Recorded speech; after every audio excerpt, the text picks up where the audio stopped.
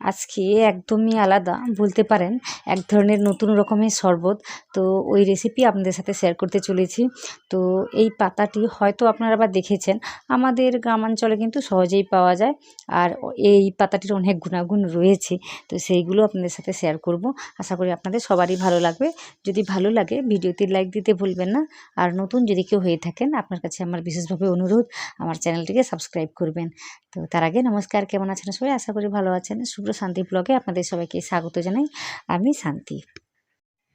তো আজকে এই যে পাতাটি দিয়ে আমি শরবতটি বানাবো, এই পাতার কিন্তু অনেক উপকারিতা রয়েছে। এটা আমরা নয়, আমাদের কি বলবো ঠাকুমা মারা ওনারা বলতেন। যখনই আমরা বলতাম যে নাক দিয়ে গরম বাতাস বেরোচ্ছে বা গরম জল বেরোচ্ছে, তখন কিন্তু শুনেই সঙ্গে সঙ্গে এই পাতাটি তুলে এনে আমাদের শরবত খাওয়াতো। এই পরপর 3 দিন যদি খাওয়াতো না, আমরা কিন্তু দেখেছি ওই নাক দিয়ে যে গরম জলটা বেরোতো বা গরম নিঃশ্বাসটা বেরোতো, ওটা কিন্তু আর হতো না, ওটা ভালো হয়ে যেত। তো আমাদের কিন্তু এইভাবেই শরবতগুলো করে দিত। আর যদি বলতাম পেটের কোনো সমস্যা হয়েছে, তখনও কিন্তু এই পাতাটি এনে শরবত করে খাওয়াতো। তো ভীষণই টেস্টি একটি শরবত, আমাদের তো ভীষণ ভালো লাগতো। তো ভাবলাম এই পাতাটি দিয়ে আজকে আপনাদের শরবত করে দেখাই। হয়তো আপনারা জানেন, আমাদের কিন্তু গ্রামাঞ্চলে খুব সহজেই পাওয়া যায়, তো যেখানে সেখানে হয়ে থাকে।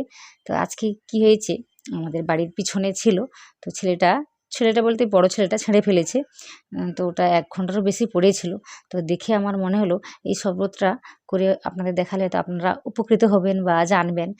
তো হয়তোবা আপনারা জানেন, সেটা কিন্তু আমাকে কমেন্টে জানাবেন। তাও আমি আপনাদের এই শরবতটি করে দেখাচ্ছি। তো এই পাতাটি আমি তুলে এনেছি, এনে এভাবে বাতাসা দিয়ে শরবতটি করছি, কারণ আমাদের যে শরবত খাওয়াতো ওই বাতাসা দিয়েই খাওয়াতো। তো এইভাবে মোটামুটি কয়েকটা পাতা ফ্রেশভাবে তুলে নিয়েছি। নেওয়ার পর ওই 5 মিনিটের জন্য আমি ঢেকে রেখে দিয়েছিলাম। তাতেই দেখুন কতটা কালার এসে গিয়েছে। তো এটা যদি আরও একটু ফ্রেশ হতো, তাহলে কিন্তু আরও কালারটা ভালোভাবে আসতো, একদম ব্রাউন কালারই হয়ে যেত। তো এটা কি হয়েছে, 1 ঘন্টার জন্য পড়েছিল, সে কারণে একটু শুকিয়ে গিয়েছে। তো এটা ফ্রেশ হলে আরও ভালোভাবে কালারটা চলে আসতো। তো এই সময় এটাকে দলে নেওয়ার জন্য কিন্তু এই যে রসটা দেখতে পাচ্ছেন, এটা কিন্তু অনেকটা আঠালো আঠালো হয়ে গিয়েছে। পাতাটি শুকিয়ে যাওয়ার কারণে আমি বেশি করে দলতে পারিনি। তো এইভাবে দলে নিয়েছি, নেওয়ার জন্য এই যে আঠালো হয়ে গিয়েছে জলটা, ওটাকে আমি ছেঁকে নিচ্ছি। তো এর মধ্যে আরও কিছু মশলা অ্যাড করা যায় একটু টেস্টি বানানোর জন্য। এই সময় গরম পড়েছে, এতে কিন্তু একটু বরফ দেওয়া যায়, আর গোলমরিচের গুঁড়ো বলুন বা একটু জিরে গুঁড়ো, এগুলো কিন্তু দেওয়া যায়। বা কালো যে লবণটা হয়, ওটা কিন্তু দিলে ভীষণই টেস্টি হবে। তো ওইভাবে কাজটা করে নেওয়া যায়। তো এখানে আমি ছেঁকে নিয়েছি, ছেঁকে নিয়ে আপনাদের দেখাচ্ছি। তো আরও অনেকটা শরবত আমি রেখেছি, ওইগুলো আপনাদের দেখাবো। আমি কি করেছি, উপর থেকে একটু ওই পুদিনা পাতা আর একটু ওই জিরে গুঁড়ো ছড়িয়ে দিয়েছি। এতেও কিন্তু স্বাদটা অনেকটা বেড়ে গিয়েছে। তো এইভাবে কিন্তু কাজটাকে করে নেওয়া যায়। খুব সহজ একটি রেসিপি বলতে আপনারা সবাই হয়তো নানা ধরনের শরবত বানিয়ে খান। তো শরবত বানাতে বেশি একটা সময় কিন্তু লাগে না। আর এটা ভীষণই কিন্তু উপকারী, আমাদের উপকার হয়েছে বলেই আমি বলছি। আর এই পাতাটি হলো পিপ্লাস পাতা, আপনারা হয়তো জানেন। আমি জানি না আপনারা কী নামে চেনেন, আপনারা যে নামে জানেন সেটা কিন্তু আমাকে কমেন্টে জানাতে ভুলবেন না। তো অবশ্যই জানাবেন, আমার ভীষণই ভালো লাগবে।